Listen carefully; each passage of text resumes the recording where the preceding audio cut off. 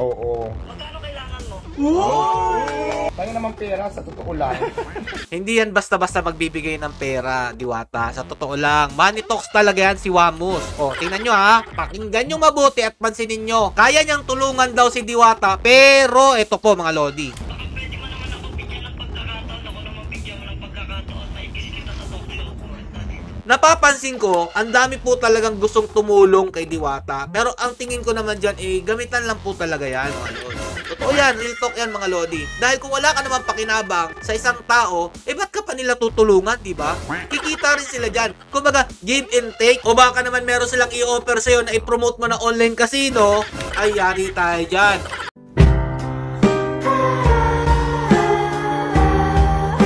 Yo, what's up mga Lodis, Mega Peps TV? Welcome back po sa ating channel. Eto na po mga Lodi, entry ni Wamos sa pagtulong po kay Diwata. Sabi po kasi dito sa post, may sorpresa daw po di umano si Wamos kay Diwata. Nung nakaraan kasi mga Lodi, na budget po talaga siya dito sa Piliin Mo ang Pilipinas entry. At ngayon nagbabawi po siya mga Lodi, at piruin mo naman ha, ang dami po niyang mapipiling tutulungan o susurpresahin. Si Diwata po talaga ang napili niya. Galing mag-isip talaga ni Wamos, mautak yan! Para mabura po yung nangyaring pagdedekwat ng video ni Jack73. Eto na mga Lodi, babawi po siya kay Diwata. Eto mga Lodi, no, nakita lang po kasi natin, di umano, tutulungan daw po ni Wamos Cruz si Diwata sa tulong po ni Keeper mga Lodi. Kumbaga si Keeper po ang magiging bridge para magkagamitan. Ay, magkatulungan pala. O magkagatasan. Eto mga Lodi ha, panoorin po natin mga Lods, kasi inimbitahan po ni Keeper at Wamos si Diwata. Saan po inimbitahan? Panoorin po natin. Imbitahan kita dito sa talk show ko. Hindi, Wamos, ganito kasi. Iniimbitahan ni Wamos Cruz si Diwata sa talk show. Grabe, ibang level na talaga to si Diwata, mga idol, no? Kung sino-sino na po mga umiimbita sa kanya. Dati naman po, hindi naman siya pinapansin eh. Yung nabugbog nga po siya, wala naman may pakialam sa kanya, mga idol.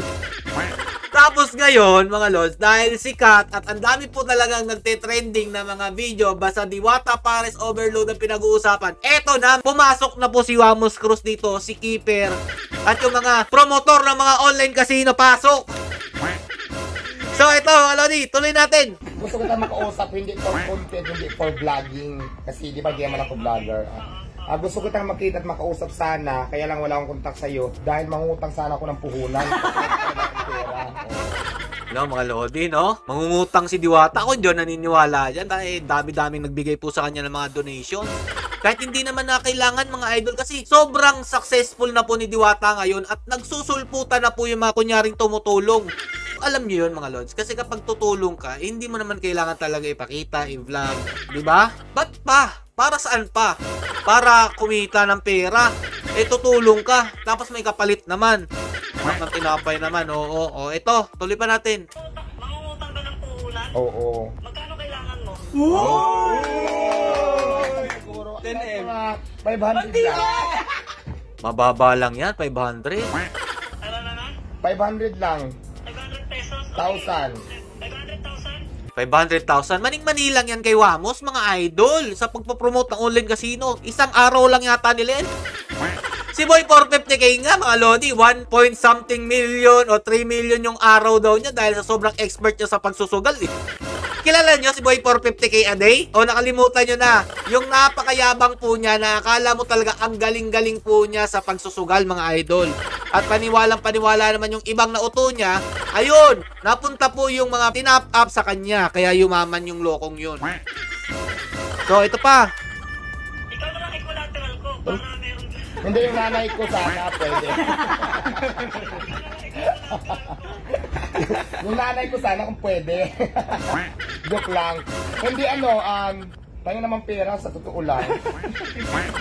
Hindi yan basta-basta magbibigay ng pera, Diwata. Sa totoo lang, money talks talaga yan si Wamos. O, tingnan nyo ha, pakinggan nyo mabuti at pansinin nyo. Kaya niyang tulungan daw si Diwata, pero ito po mga Lodi. Walang problema dyan. Walang Pwede kitang tulungan. Ayun. Meron kasi akong palabas ngayon na Don Bars. Ito, sarili ko to. Mm-hmm. So ngayon, lahat ng budget ko lang dito sa puhunan na to. lumabas na yung batch to ko, matutulungan kita. Wow. Walang problema. Hindi naman nabago sa akin yung pagtulong sa ibang tao. Kasi sanay naman Solid yan, dyan. mabait yan si Mama. Ngayon, bibili kami ng maraming kapan na bigas para ibigay namin sa ibang lugar. Eto na mga Lodi, tutulong si Wamos. Pero bago siya tumulong mga Lodi, kailangan niyang sumali o maimbitahan do sa talk show ni Wamos. Ang tali-talino talaga ni Wamos, umiral na naman yung katalinuhan nito. Sabi ko nga sa inyo mga Lodi, no, yung pinapakita ni Wamos, easy-easy lang po yan, lalong-lalo na po yung pagtulong. Kung naalala nyo po yung post ko, kahapon lamang to, 100 katao, tinulungan mo, meron namang milyong kataong nasira ang buhay dahil sa pinopromote yung online casino. Ganun lang po mga idol, ang dami pa nag-react dito. Nasa tao lang daw po yan kung gusto nila magsugal. Hindi po nila naiisip yung pinopoint ko dito. Oo, tama kayo. Nandito na sa Pilipinas ang sugal. Dati pa, hindi pa uso yung content creator.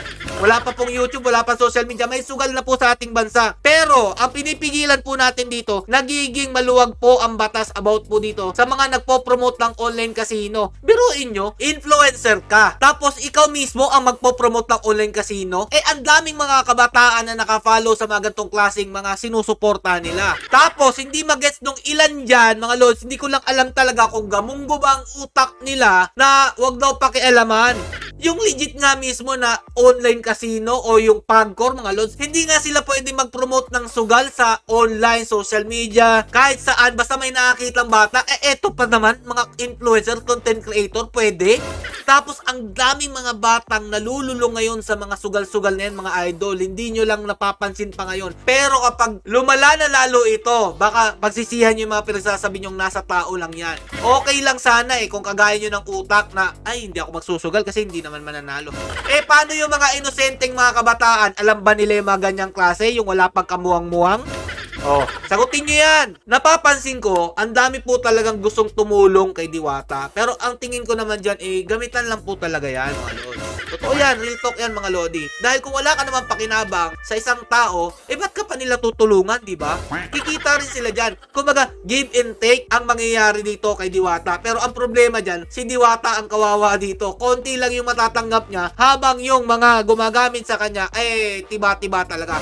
Tama rin yung mga sinabi ni Makagago, na ang dami po talaga nang gagatas kay Diwata, pero konti lang yung binibigay maliban po kay Rosmar, yung iba po dyan, mga lodi. Mas bilib pa nga po ko dun sa nagbigay ng mga gamit kay Diwata, yung kotse, ganyan-ganyan, na hindi naman po masyado blinag si Diwata, mga lodi. At least, tinulungan lang. Ganun sana. Shoutout po sa mga ganon.